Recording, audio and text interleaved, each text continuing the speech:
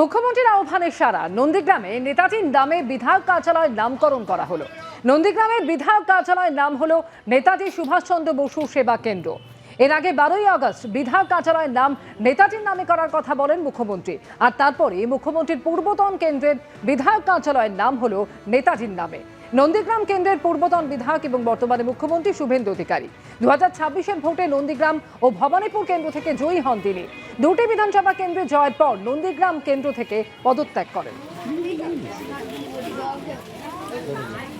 আমাদের মুখ্যমন্ত্রী শুভেন্দু অধিকারী, ওনার নিজের কেন্দ্র নন্দীগ্রাম, তাই নন্দীগ্রাম আমরা নেতাজি সুভাষচন্দ্র বোস সহায়তা কেন্দ্র তৈরি করে আজকের সূচনা করলাম।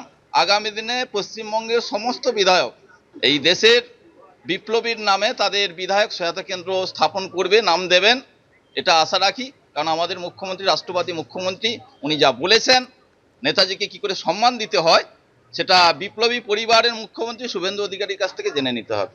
খুব গর্বিত যে এই যে আমাদের বিধায়কের যে এইটা যে আমাদের নেতাজির হচ্ছে যে নামকরণ করা হয়েছে, আমাদের খুবই গর্বিত, খুবই আনন্দিত। এবার আমরা এখান থেকে যা সুযোগ সুবিধা যা কিছু পেয়েছি আরো আমরা বেশি বেশি পাবো, এর জন্য খুবই গর্বিত এবং খুব আনন্দিত সবাই। আমরা বলতে চাই যে নেতাজি সুভাষচন্দ্র নামকরণ হয়েছে, এটা আমরা গর্বিত। এই মানে বিধায়ক কার্যালয় যে নেতাজি সুভাষচন্দ্র বোস যে সেবা কেন্দ্র হয়েছে, এটা আমরা খুব গর্বিত। বিধায়ক কার্যালয় থেকে কি কি সুবিধা, কি কি কাজ তো আগে যেটা পেতাম এখনো সেটা পাচ্ছি, আগামী দিনেও আমরা সেটাই পাবো। এই নামকরণ হওয়ার জন্য কতটা আনন্দিত? খুবই আনন্দিত, খুবই গর্বিত আমরা।